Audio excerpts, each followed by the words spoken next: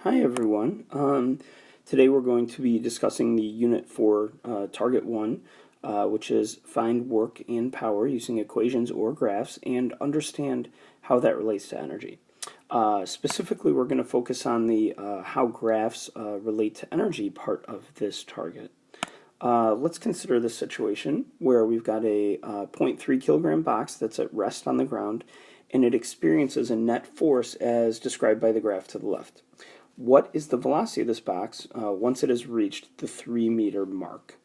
So we see that this box has some positive net force on it for the first 1.5 meters, and then for the next 1.5 meters, the box has a negative net force on it.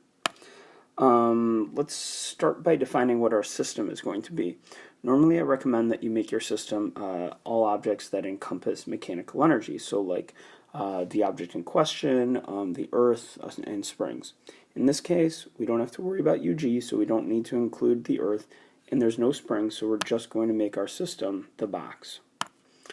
If we look at our graph, we see that, like I pointed out earlier, there's a positive net force initially, and then a negative net force, which means if we look at the area here, there's going to be positive work done and then negative work done. So I'm going to represent this on our LOL diagram by showing the positive work done from 0 to 1.5 meters, and then after that there's going to be some negative work done, which means that it's going to transfer some energy out. So here the net force is transferring energy into the system, and here the net force is transferring energy out of the system. Because there's more area here and less area there, more energy is transferred into the system than out of the system, which means at 3 meters, because we had the more energy transferred in than out, at 3 meters, the object's going to have some kinetic energy, which makes sense because we want to know what the velocity of the object is at 3 meters, and that makes sense that it would have kinetic energy. So let's write out our conservation of energy equation. Energy initial plus work equals energy final.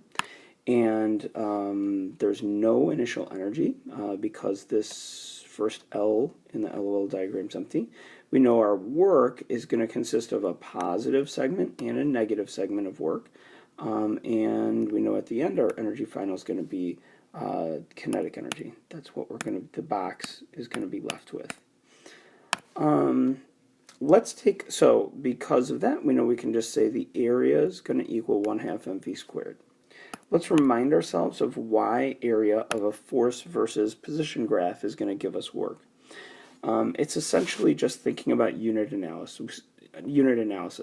We know that when we find the area, we're really doing like length times width. And so in this case, that's going to be force times position.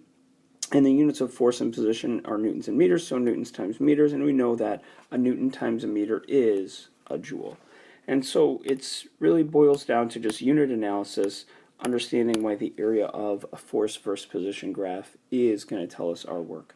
So let's go ahead and dive in and actually calculate the positive and the negative work. First, I'll calculate the positive work, and we see that the net force does positive 6 joules of work on the box. In other words, it transfers 6 joules of energy into the box system. Then I'll split the negative area into 2 segments. First, I'll calculate the rectangles, the work done during the rectangle from 1.5 meters to 2 meters, and then I'll calculate the triangle area, the work done from 2 meters to 3 meters. So there you have it, and you can see, well, let's add it all up.